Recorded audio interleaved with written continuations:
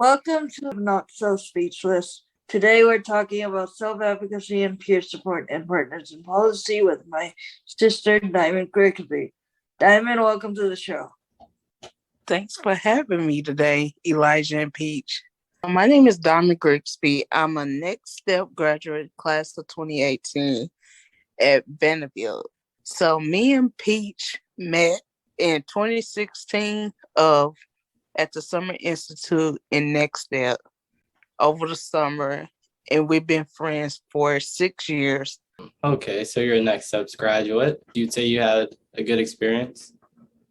Yes, I had great opportunities. So I actually had 2 years of internship in sports medicine.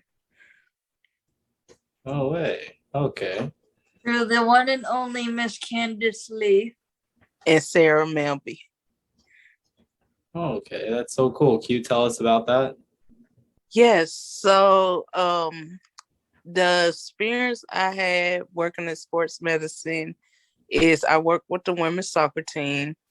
So we do physical therapy, go to practice, go to games, fill up water bottles.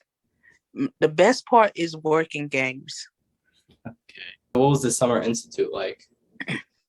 Oh, we stayed 4 days. It was very, very hard 4 days. So it was like a 7-day, 4-day program where you just live, know what it's like to live on your own. Take regular classes like regular Vanderbilt students. You have instructors and you just navigate the campus like a regular Vanderbilt student. Okay. What's been going on since you graduated Next Steps? Oh, I'm a peer support. I actually got accepted in the government for the council. Wow. Okay. So I'm busy with that. I actually work full time and also going to school for physical therapy so I could go to the doctor's program. Wow, that's so cool. Tell us about the Peer Support Academy real quick. We have a peer buddy that we get paid for it. So we mentor people with disability. Okay. And I think it's a 3-day training through the Arc of Tennessee and Disability Link. Yeah, 3-day training. Okay, and how long are you partnered with your exceptional partner?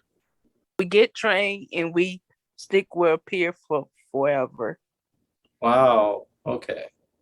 Okay. So until they leave the program or something, you guys. They Okay. bring more people to us.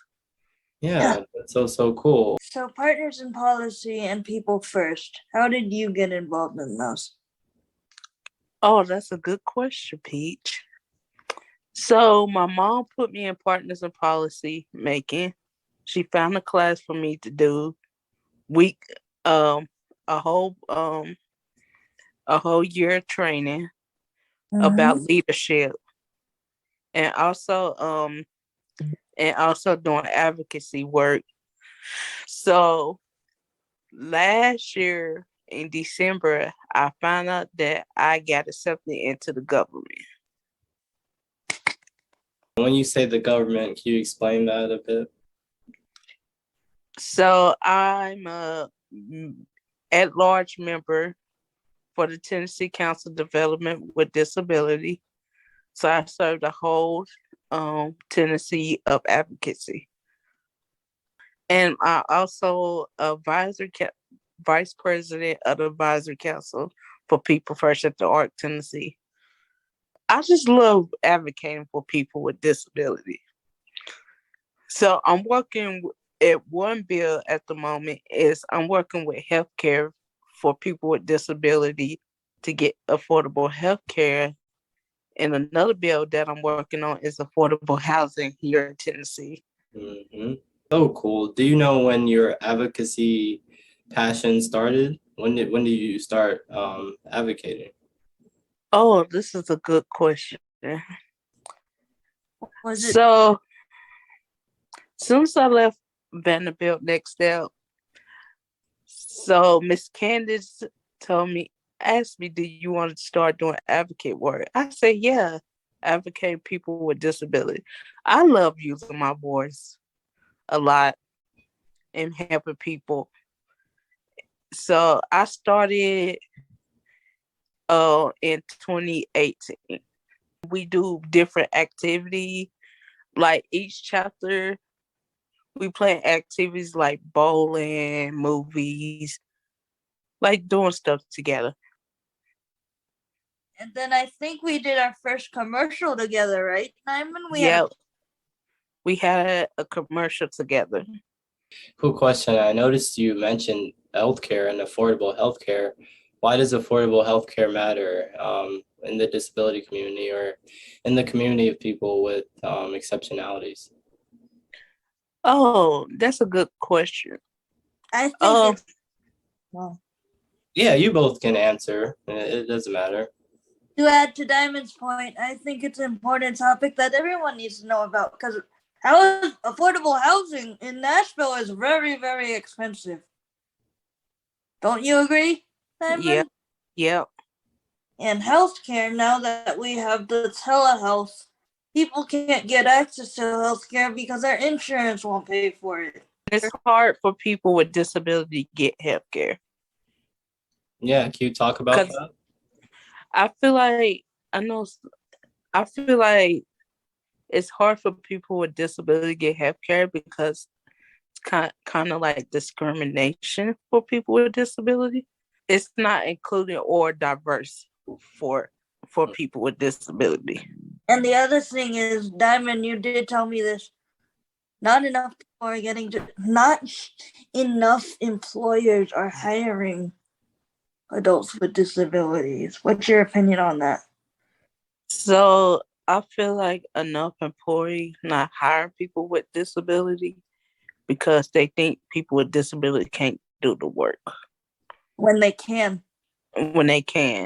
So it's kind of like started with the workplace. It's like discrimination for people with disability. Wow. And I know you have a job, but has it always been easy finding a job, or have you ever faced workplace discrimination or anything like that? It's been easy for me. I know some people it's hard for them to find a job. Yeah. Like my job research, I had to apply for 4 different companies. I got Blue Cross Blue Shield as an internship. I got Surratt, and then I got I used to work for Plant for a Change with Diamond as a small business, and then I helped our friend Nathan out. Nathan is Anna's husband. Yes. And I realized enough people with disability doesn't have small business. So me and Diamond decided to start our own business, or we had this big idea. So about starting our own business together. And it's hard for people with disability getting college, like getting in regular college. So I just got accepted to my local community college for the free physical therapy program. Because of the funding of college these days. Yeah, that's something we've never talked about. Next Steps. It obviously cost a program like Next Steps. Was that hard? Or was that funded? What was that like? It was a lot of money. It was funded through I think the Hope Scholarship. Before you decided on Next Steps, Diamond, did you interview for other colleges? I did. I interviewed for IDEA program and Union University, but I didn't get choose to be in those programs. Next Step was the first one that chose me. Was the interview process hard? Was it easy? I say it was. The interview process is easy for me.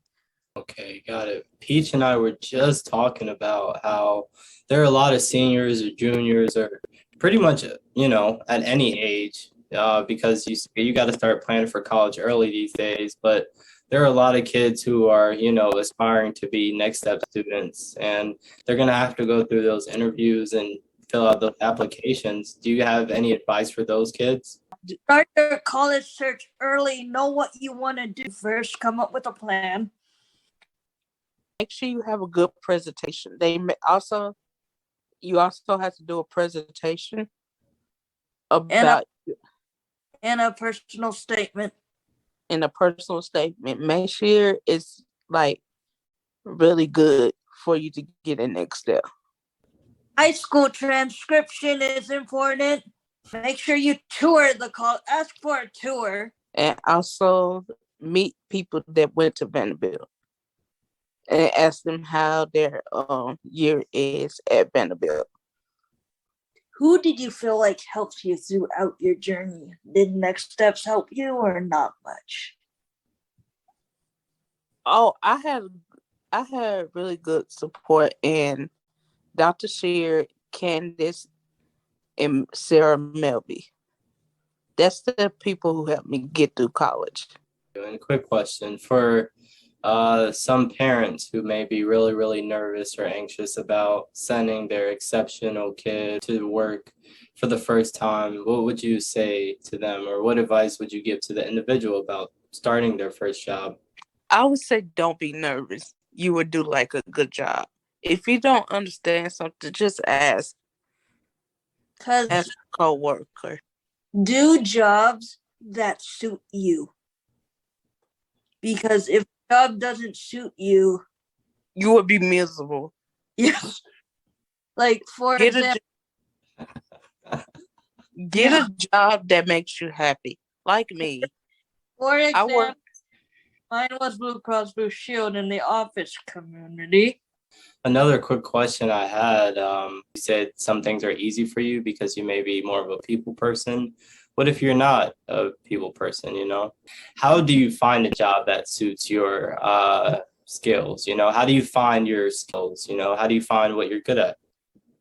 Talk to people that know you. Okay, I like that.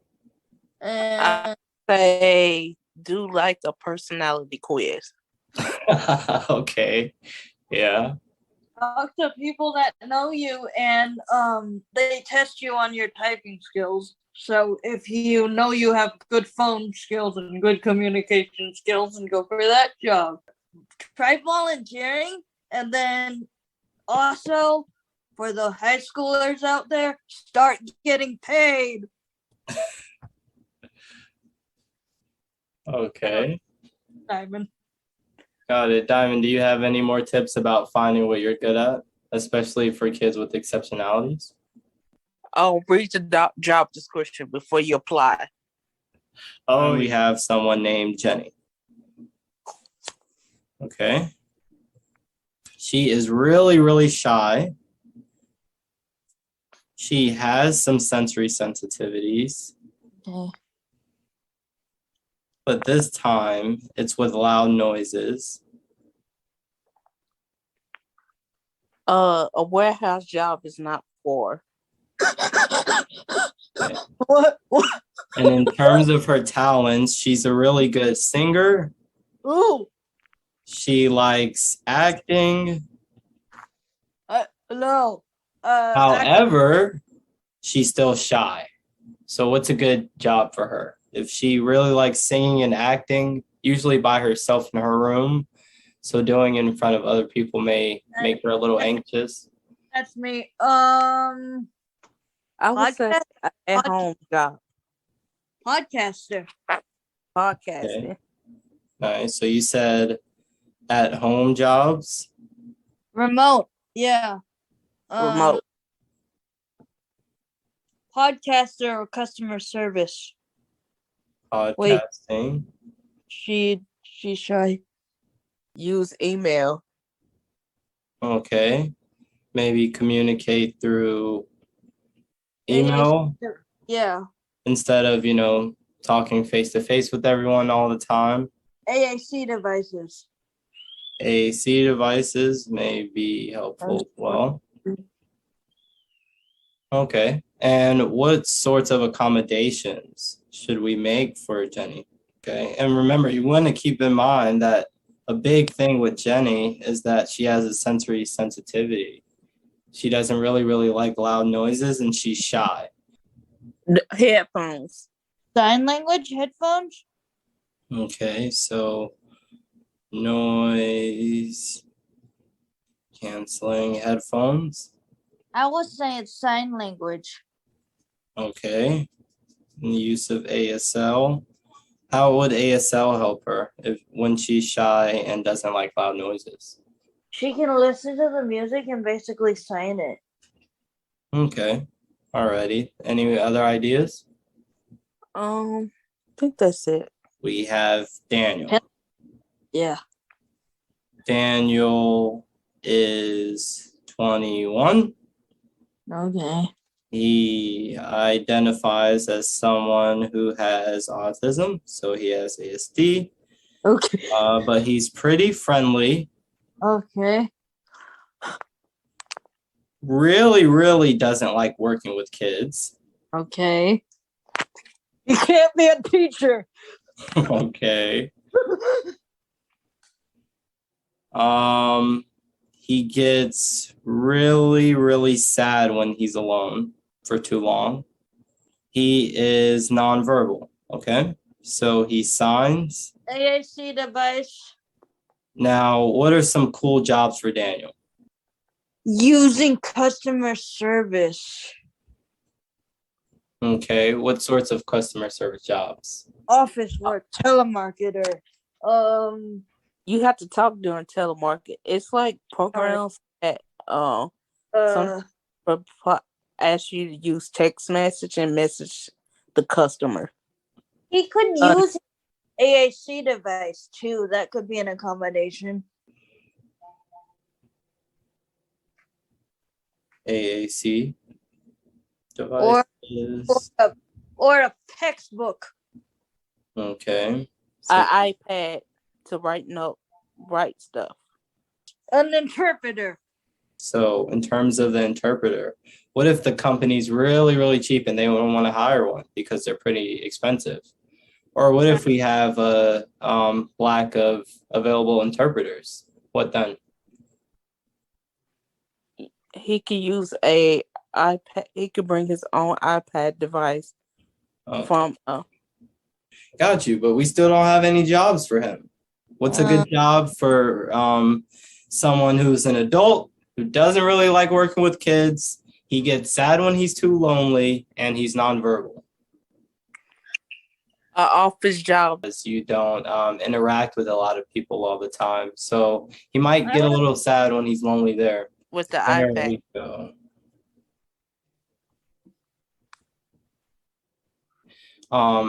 Now, of course, in healthcare, you will probably run into some kids, but there are some offices and departments that are strictly for adults. So I think you could find a place in healthcare and working with others. Do you guys have any other ideas? Insurance companies like me, Blue Cross Blue Shield. Okay, yeah. Somewhere like the Arc of Tennessee. Okay. I don't know. Diamond, what else you got? Yeah, remember, if he doesn't like healthcare, he doesn't like thinking about health or bodies or people. What are some other ideas? Let's get creative here. I say an animal shelter. Ooh, nice. Okay. I think that would be a cool idea. That would help him not be lonely. Animals are very comforting. But what about the kids? Do you think? Ooh, okay. He could be a dog walker. Okay. Awesome. So I like all the working with animals. Read 13. Okay. Reed, 13. Reed has dyslexia. Well, I was going to say cerebral palsy. Horses. Okay. So she loves horses. He's very smart. She's very smart. Very smart. Okay. So she is popular and friendly. Alrighty. She uses a wheelchair, so we have to keep that in mind. She also has minor seizures. Yeah. Is something that's really, really big in her life right now. Unlike a lot of other kids, she can't find a medication or a treatment to help her seizures. So she has seizures often. Yeah. Customer service or a horse walker? Now she's really, really smart. So she wants a job that's going to stimulate her intellectually. And customer service is just not doing it for her. A teacher. Nice. A nurse assistant. I was gonna say a legislative assistant, like working for someone in the government in the future. What may be challenging that she may need a bit of assistance with? Reaching stuff. Reaching. A reacher. What's that? A grab reacher. Okay. So we're going to make sure that things are at an accessible level. An inhaler. Make sure an inhaler is nearby. And her medicine. She doesn't have asthma. Why does she need an inhaler? In terms of, I know we were talking about her. Make sure she have her medicine for her seizure. Okay, so Diamond, that was a really, really good one. But remember, her seizures are refractory. No medications are really working for her. But I will write that down because that's very, very important. Make sure the doors are accessible. Make sure there's a handicap button. What else? A ramp. How else can we accommodate the fact that she has seizures? How can we make working there a bit easier for someone who experiences seizures? Make sure the phone is close by, or the phone is close by In to case case you call the emergency. doctor. Got you. So I like that you said that because really we're going to have a plan. Other than physical boundaries, Peach, how else can we accommodate her? When talking to her, make sure to note, can she use both hands or just one? All right, and in terms of her dyslexia, before we take it home, how can we accommodate her dyslexia? The print readable? No. Make the print bigger. So we're going to allow her to adapt the print pretty much to however she may like it. Alrighty, any final words before we wrap up? Follow us on Instagram at Not So Speechless. And make sure you like and subscribe. Awesome. And Diamond, where can we find you on social media? So my social media is Marosa2016 on Instagram. Facebook is Diamond Grigsby. TikTok is Marosa2016. Got it. Okay. And do you have any shout outs to any companies you want to shout out, or maybe your job, a mom, a sister? Me. Yeah. Shout out to Peach for having me. Shout out to Elijah for having me. Thank Shout out to my parents, Felita Hampton, and my dad, Kenzie Grigsby, and my brother, Demontre Grigsby, and my sister, Kendall Grigsby. And shout out to Miss Candace, Sarah, and Dr. Sharon Sher. And the one thing that my favorite, well, one last question and then we'll go. What's been your favorite memory outside of Next Steps? Going to basketball games and football games. I remember that one time we celebrated your birthday at the Cheesecake Factory, and that was we did. My gosh, that must have been amazing. My 21st. It was. Yeah, that is so, so cool. Diamond, I can't wait to hear about the cool things you do in the future. Please keep in contact with us. I can't wait to do another episode with you. But have a good night, Pete. Have a good night. Good night, everyone. And Good night.